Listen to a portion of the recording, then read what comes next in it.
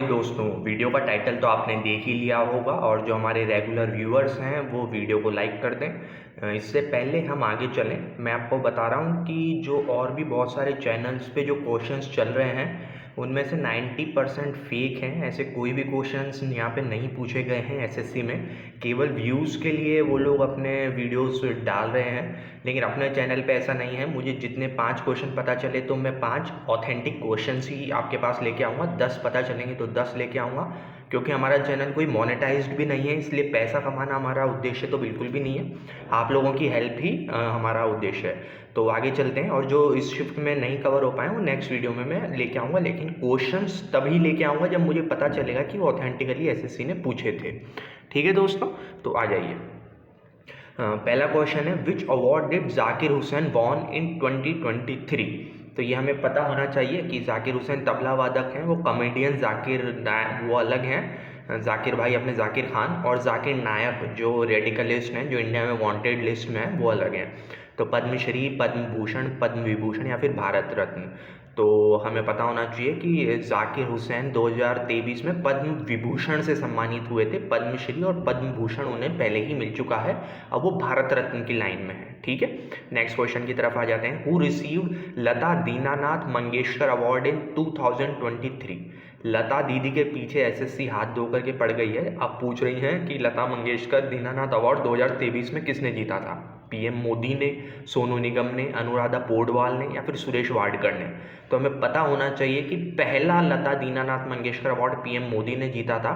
अनुराधा पौडवाल ने 2024 का जीता है, 2023 का सुरेश वाडकर जी ने जीता था। अच्छा, उड़ान स्कीम से रिलेटेड कोई क्वेश्चन था, वो क्वेश्चन का टॉपिक उड़ान स्कीम है, लेकिन स्टूडेंट बता नहीं पाए कि क्वेश्चन क्या था, तो वो उसको हम कुछ फ्रेम नहीं कर सकते।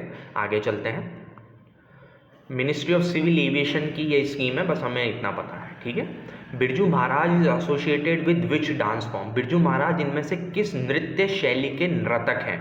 कथकली, भरतनाट्यम, ओडिसी या फिर कथक। बच्चों को सबसे ज़्यादा कन्फ्यूजन कथकली और कथक में होता है, तो हमें याद रखना चाहिए कि कथकली केरला का है और कथक जो है वो अपने यूपी के जो लखनऊ घराना है वहाँ से बिरजू महाराज बिलोंग करते हैं। दोस्तों, वीडियो को लाइक कर दीजिए। अगर आप अच्छे से सपोर्ट नहीं करेंगे तो हम फिर वीडियोज़ बनाने का कोई मतलब नहीं है। Vallabhi was capital of which dynasty. Vallabhi किस साम्राज्य की कैपिटल थी। चोलास, चेरास, पांड्यास या फिर मात्रिकास। अब ये अपने को पता होना चाहिए वल्लभी कहाँ पे सिचुएटेड है और किसकी थी। तो मात्रिका एम्पायर जो है, जो कि प्रेजेंट डे सौराष्ट्र यानी गुजरात में है, उसकी राजधानी वल्लभी थी। और वल्लभी क्यों फेमस है, एक तो कैपिटल थी, दूसरा वल्लभी में एक यूनिवर्सिटी हुआ करती थी उस जमाने में, और वो फेमस थी हिनायन बुद्धिज़्म की स्टडी के लिए। बुद्धिज़्म के 4 या 3 मेजर पार्ट हैं, महायान, हिनायान एंड वज्रयान। तो उसमें से हिनायान बुद्धिज़्म की स्टडी वल्लभी में करी जाती थी। Which award did Birju Maharaj von इन 1986। 1986 में बिरजू महाराज को कौन सा अवार्ड मिला था। अच्छा, इसमें मिक्स है, शिफ्ट 1 शिफ्ट 2 के, तो ये मत बोलना कि इस शिफ्ट में 2 बिरजू महाराज कैसे पूछ लिए, मिक्स क्वेश्चन है। ठीक है, तो पद्मश्री, पद्म भूषण, पद्म विभूषण, भारत रत्न। पद्म विभूषण जो है वो बिरजू महाराज को 1986 में मिला था।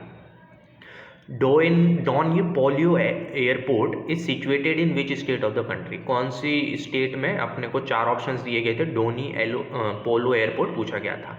तो ये अरुणाचल प्रदेश की राजधानी ईटानगर में ये डोनिपोलो एयरपोर्ट सिचुएटेड है। दोस्तों, वीडियो को लाइक कर दें। Water conservation technique in western Himalayan is known by which name. अच्छा, ये 2023 का रिपीट क्वेश्चन है।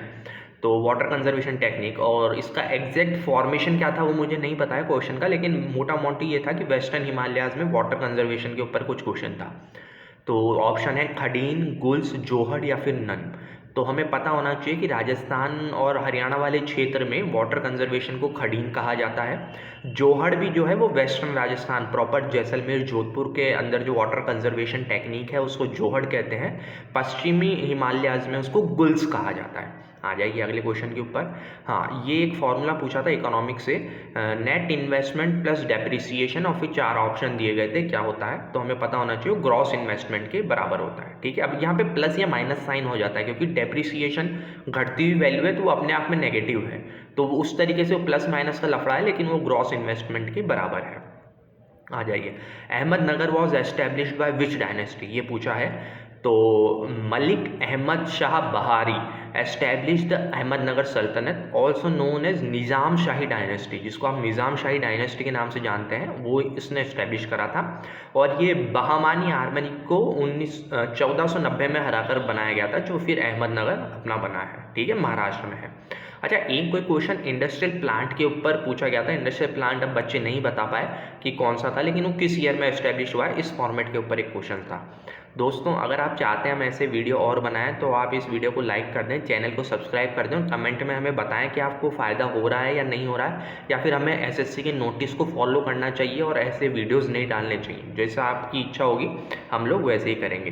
तो अभी के लिए हम लोग देखते हैं कि अगला क्वेश्चन हमारा क्या होने वाला है।